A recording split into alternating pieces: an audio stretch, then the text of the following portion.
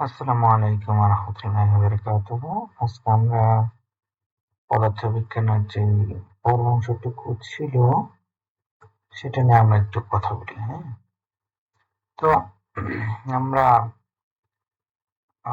Before ক্রাইস্টের অংশটুকু পড়েছি। এখন আফটার ক্রাইস্ট যে অংশটুকু আছে সেটা আমরা দেখব। তো প্রথমেই এর মধ্যে দেখা যায় বিফোর ক্রাইস্ট আর আফটার ক্রাইস্ট মিলে প্রায় 1500 বছর তেমন কোনো কাজ হয়নি, কিন্তু এরপরেও কিছু কিছু কাজ হয়েছে, যেমন ভারতে, চীনে অথবা মুসলিম সাম্রাজ্যে এই কাজগুলো হয়েছে, কিন্তু গ্রিস বা ইউরোপিয়ান ভিত্তিতে কোনো কাজ হয় সায়েন্স রিলেটেড, ফিজিক্স রিলেটেড। তো ভারতীয় একজন গণিতবিদ ছিল, নাম হলো আর্যভট্ট। উনি 476 খ্রিস্টাব্দে সর্বপ্রথম শূন্যের আবিষ্কার করে, এবং শূন্যের আবিষ্কারের আগে মানুষ যে সিস্টেমে কাউন্ট করতো সেটা ছিল নোনাডেসিমেল অথবা হেক্সাডেসিমেল, অর্থাৎ 6 সংখ্যা অথবা 9 সংখ্যা, এতটুকু পর্যন্তই তারা কাউন্ট করতে পারতো। ঠিক আছে? তো আর্যভট্ট কিন্তু খুব ইম্পর্টেন্ট একটা নাম, যে শূন্যের আবিষ্কার করছে। এরপরে চলে আসলে মুসলিম সাম্রাজ্যের ক্ষেত্রে। সেই ক্ষেত্রে আল খারিজমি অথবা খোয়ারিজমি, যে যেভাবে বলে, 783 খ্রিস্টাব্দে উনি একটি বই লেখেন ম্যাথমেটিক্স এর উপর, গণিতের একটা শাখা। বইয়ের নাম ছিল আল জাবির। এই আল জাবির যখন ইউরোপিয়ানদের হাতে চলে আসে, তখন এই আল জাবিরকে তারা একটু অন্যভাবে উচ্চারণ করে। আল হয়ে যায় এল, জাবির হয়ে যায় জেব্রা। এইভাবে গণিতের একটা শাখা হয় অ্যালজেব্রা, যেটাকে আমরা এখন বীজগণিত নামে চিনি।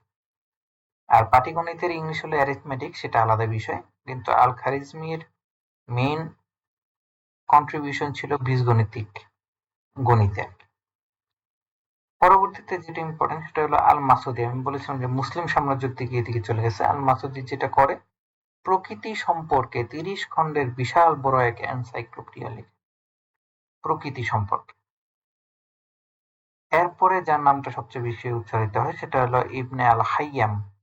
আলোক তথ্য আমরা যখন পড়বো, আলোক বিজ্ঞানের স্থপতি, একেবারে লাইট কিভাবে, এর আগেও ধারণা ছিল যে চোখ থেকে লাইট বের হয়, ওই বস্তুটা দেখা যায়, কিন্তু আল হাইয়াম, যেটা ইউরোপে গিয়ে আল হাইজান হয়ে গেছে, ওয়াই কে জেড হিসেবে অনেক জায়গায় লিখে, তা আল হাইজাম বা আল হাইয়াম, উনি প্রথম বলেন যে না, আলো প্রথমে কোনো বস্তুতে পড়ে, পরে বস্তু থেকে যখন চোখে আসে তখন আমরা বস্তু দেখতে পারি।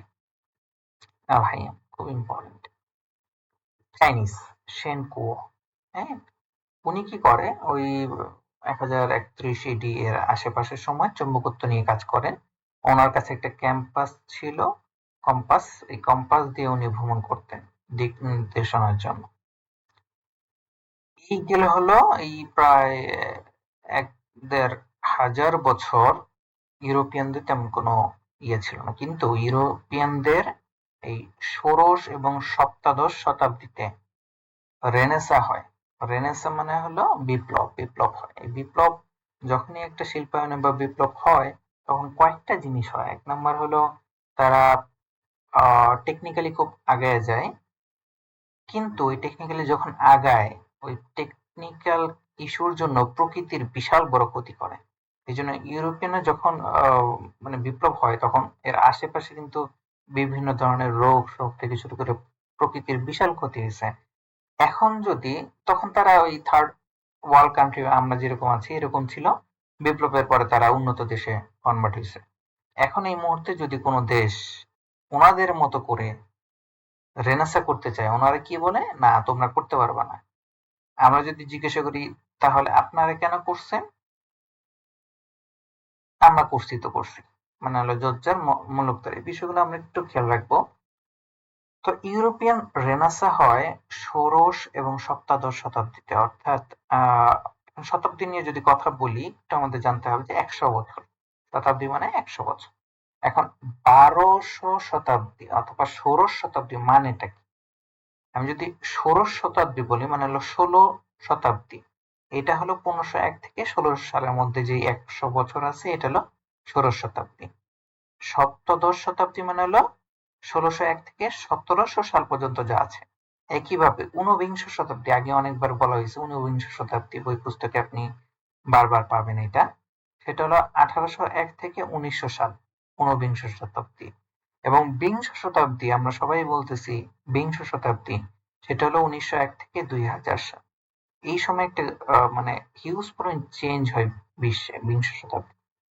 আর একবিংশ শতাব্দী মানে 2001 থেকে 2100 সাল পর্যন্ত। এখন আমরা একবিংশ শতাব্দীতে আছি। তো এই রেনেসাঁর সময় যদি আমি বলি, ইউরোপিয়ানদের এখনকার কার্যক্রমগুলো খুব দ্রুত এগিয়ে যায়। তার মধ্যে ছিল কোপার্নিকাস। 1543 সালে উনি সর্বপ্রথম বলেন যে পৃথিবীকে ঘিরে সূর্য ঘুরে না, সূর্যকে ঘিরে পৃথিবী ঘুরে। কিন্তু তখনকার ধর্মযাজকদের ভয়ে উনি এটা স্বীকার করেন। উনি বলছে এটা গাণিতিক প্রমাণ, কিন্তু এটা বাস্তবিক নয়। পরবর্তীতে ওনার এই জিনিসগুলো প্রমাণ করা হলো গ্যালিলিও গ্যালিলেই, ইতালিয়ান একজন বিজ্ঞানী। উনি এর সাথে আরেকটা জিনিস করেন, সেটা হলো সকল বস্তুর ভর যাই হোক না কেন, যে কোনো বস্তু, এটা ভারী হতে পারে, হালকা হতে পারে, একই উচ্চতা থেকে একই সময় যদি ছাড়ে, তাহলে উপর থেকে নিচে নামতে যে দূরত্বটা সে অতিক্রম করবে, একই দূরত্ব অতিক্রম করবে। এখন এই জিনিসটা সে পরীক্ষা করছিল যে ইতালিয়ার একটা ফাঁকা, হ্যাঁ, ইয়ে আছে, বিল্ডিং আছে, হেলানো মিনার, হ্যাঁ, ওইটার উপর থেকে সে এই পরীক্ষাটা করছিল। কিন্তু তৎকালীন সময় তো তখন বাতাস টাতাস ছিল, এইটা প্রমাণ করাটা খুব টাফ ছিল তখন। এই জন্য উনি প্রমাণ করতে পারেন না, বাট উনি বলে গেছে সকল বস্তু একই উচ্চতা থেকে একই সময় যদি ছাড়ে, তাহলে পৃথিবীর দিকে একই দূরত্ব অতিক্রম করবে মহাকর্ষ বলের জন্য। আর উনি যেহেতু ওই কোপার্নিকাসের সৌরজগতের মডেলকে স্টাবলিশ করেছিলেন, এই জন্য ওনাকে আজীবন কারাবরণ করতে হয়েছে। এখন এই সৌরজগৎ সম্পর্কে এর আগে সবাই বলতো না পৃথিবীর চারিদিকে সূর্য ঘুরে, ওইটাই ছিল স্টাবলিশড। কিন্তু আমাদের কোরআন শরীফের দিকে যদি তাকাই আমরা, মুসলিম ধর্মের ধর্মগ্রন্থের দিকে, তাহলে কিছু লাইন আমরা যদি দেখি যে তিনি সৃষ্টি করেছেন রাত ও দিন, সূর্য ও চন্দ্র, প্রত্যেকেই নিজ নিজ কক্ষপথে ভেসে চলেছে। বিলিভ মি, এই যে চন্দ্র এবং সূর্যের যে নিজস্ব কক্ষপথ আছে, এইটা মাত্র কয়েক শতক, মানে 100 বছর হয়েছে মনে হয় এইটা আবিষ্কার হয়েছে। চন্দ্র আমাদের দিকে ঘুরে, নিঃসন্দেহে কোনো মানে সন্দেহ নাই, বাট সূর্য যে নিজে নিজেই ঘুরে একটা বিন্দুকে কেন্দ্র করে, এইটা মাত্র 1 শতাব্দী হয়েছে আমরা জানতে পারছি, সাইন্টিফিক্যালি প্রুভড। কিন্তু কোন শরীফে অনেক আগে দিয়ে আছে। এরপর কি আছে, সূর্য তার নির্দিষ্ট অবস্থানের দিকে চলে, সূর্যের পক্ষে চন্দ্রকে ধরা সম্ভব নয়, আর রাতেও দিনের আগে আসতে পারে না, প্রত্যেকেই নিজ নিজ কক্ষপথে ভাসমান। খুব ইম্পর্টেন্ট। আমরা যখন সায়েন্স পড়বো তখন অবশ্যই আমাদের ধর্মগ্রন্থের সাথে যদি মিলিয়ে পড়ি, তাহলে আমাদের ধর্ম পালন করতেও সহজ হবে। এরপরে দা বস, আমেরিকান অ্যাস্ট্রোফিজিসিস্ট নীল ডিগ্রেস টাইসন। অনেকে জিজ্ঞাসা করা হয়েছিল যে আপনার চোখে সবচেয়ে বেস্ট সায়েন্টিস্ট কে, বিজ্ঞানী কে? সে উত্তরটা এভাবে দিছিল যে একটা ছেলে, সে প্রথমে বলবিদ্যা এবং গতিবিদ্যা 3টা সূত্র আবিষ্কার করে, এরপরে মহাকর্ষ বলের সূত্র আবিষ্কার করে, এরপরে সে প্রিজমের মাধ্যমে আলোর স্পেকট্রাম যেটা আছে সেটা আবিষ্কার করে, এরপরে সে গণিতের ক্যালকুলাস আবিষ্কার করে, এরপরে তার বয়স হয় 26 বছর। মানে কি পরিমাণ জিনিয়াস ছিল মানুষটা। এবং তার নাম আমরা সবাই জানি, স্যার আইজ্যাক নিউটন, 1687 সাল। এবং এগুলো আমরা কিন্তু সামনে আবার পড়বো, যখন ফিজিক্স পড়বো তখন দেখবো ওই টপিকস গুলো আসলে ওনাকে ইয়ে করতে হবে। এরপরে চলে যায় বিদ্যুৎ, আলো, এই রিলেটেড বিষয়গুলোতে। তো কুলম্ব 1778 সালে সর্বপ্রথম বৈদ্যুতিক চার্জের ভেতরকার যে বল, কুলম্বের সূত্র, সেটা আবিষ্কার করে। পরবর্তীতে কাউন্ট রামফোর্ড, সে বলে তাপ একটি শক্তি। তাপ শক্তি যান্ত্রিক শক্তিতে কনভার্ট হয় এবং যান্ত্রিক শক্তি তাপ শক্তিতে কনভার্ট হইতে পারে, এটা উনি প্রমাণ করেন। এর আগে 1798 মানে 1800 সালের আগে তাপকে বলা হতো ভারহীন তরল ভাবা হতো, যেটা উনি ভুল প্রমাণ করেন। পরবর্তীতে হলো ভোল্টা। আমরা সবাই জানি যে বৈদ্যুতিক ব্যাটারির আবিষ্কার করছেন জন ডাল্টন। সম্পর্কে আমরা মোটামুটি ক্লাস 8 এ পড়ে আসছি যে উনি পরমাণু মডেলের ব্যাখ্যা দেন সর্বপ্রথম, যদিও ওই যে অ্যাটম আর আর্কিমিডিস থেকে আমরা আগেই জানছি। দুইজন ব্যক্তি খুব ইম্পর্টেন্ট। 1820 সাল 1831 সাল, 11 বছরের ব্যবধানে। আমরা এখন ইলেকট্রিক্যাল জিনিসপত্র নিয়ে কাজ করতেছি। স্যার অরস্টেড অরস্টেড কি করে, সে বৈদ্যুতিক প্রবাহ থেকে চুম্বক তৈরি করে, যেটার মাধ্যমে সর্বপ্রথম মোটরের মেকানিজম আবিষ্কার হয়। এইটার ঠিক রিভার্স তৈরি করে হেনরি এবং ফ্যারাডে। চুম্বক দিয়ে বিদ্যুৎ প্রবাহ তৈরি করে, যেটা দিয়ে জেনারেটর তৈরি হয়। এই দুইটা সাল এবং দুইটার নাম আমাদের খুব বেশি করে মনে রাখতে হবে। Oersted, Henry and Faraday. Henry and Faraday করে জেনারেটর তৈরি, অরস্টেড করে মোটর তৈরি। লর্ড কেলভিন তো থার্মোডাইনামিক্স এর দুইটি সূত্র আবিষ্কার করে, সেটা জানি ম্যাক্সওয়েল, ইম্পর্টেন্ট একটা নাম। ম্যাক্সওয়েল 1864 সালে উনি বিদ্যুৎ এবং চুম্বক শক্তিকে এক সূত্রে আনেন, যে এরা দুইজন একই জিনিস। ইলেকট্রোম্যাগনেটিক আলো হলো এক ধরনের ইলেকট্রোম্যাগনেটিক ওয়েভ। ম্যাক্সওয়েল, আমি আবার একটু বলি, ম্যাক্সওয়েল হলো 1864 সাল। সামনে পাবো ম্যাক্স প্ল্যাঙ্ক, 1900 সালে একটা ওনার থিওরি আছে, সেটা আমরা পাবো। ম্যাক্সওয়েল এবং ম্যাক্স প্ল্যাঙ্ক আমরা একত্রে করব না, ওটা হলো কোয়ান্টাম তত্ত্ব। তিনটা জিনিস, পরমাণু আবিষ্কার করে জন ডাল্টন, ইলেকট্রন আবিষ্কার করে জে জে থমসন 1897 সালে, প্রায় 100 বছর পরে। প্রোটন আবিষ্কার করে রাদারফোর্ড 1911 সালে। কোন কোন জায়গায় 1909 সালের কথা বলা আছে। 1995 সালে এক্স রে আবিষ্কার করে রন্টোজেন। 1996 হবে এটা। বেকরেল তেজস্ক্রিয়তা আবিষ্কার করে। আর কুরি কাপল বলা হয়, হ্যাঁ, পিয়েরে কুরি ও মেরি কুরি, এরা দুইজন রেডিয়াম এর যে তেজস্ক্রিয়তা সেটা আবিষ্কার করে। ওইখানে একটু কারেকশন করে নিন, ওটা 1896 সালে বেকরেল তেজস্ক্রিয়তা আবিষ্কার করে। ম্যাক্স প্লাঙ্কের কথা বলছিলাম, 1900 সালে ম্যাক্স প্লাঙ্ক কোয়ান্টাম তথ্য আবিষ্কার করে। ক্লিষ্ট বস্তুর যে বিকিরণ আছে সেটাই কোয়ান্টাম তথ্য দিয়ে ব্যাখ্যা করা যায়। 1924 সালটা হলো সত্যেন্দ্রনাথ বসু নামের আমাদের ইন্ডিয়ান বিজ্ঞানী বিদেশে গিয়ে কোয়ান্টাম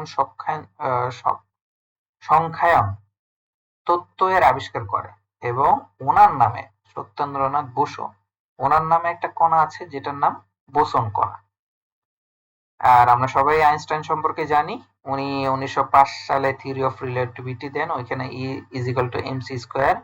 একটা জিনিস একটু বলে রাখি, উনি E = mc স্কয়ারের জন্য নোবেল পুরস্কার পান নাই, উনি থিওরি অফ রিলেটিভিটির জন্য নোবেল পুরস্কার পান নাই। উনি কি জন্য পান নাই এটা কমেন্টে জানাবেন। আচ্ছা, ওনার দেখা দেখি, উনি যেহেতু বলতেছে ম্যাটারকে আমি ভেঙে এনার্জিতে কনভার্ট করতে পারবো, তো ডিরাক নামের একজন বিজ্ঞানী 1931 সালে এন্টি পার্টিকেল প্রথম আবিষ্কার করে।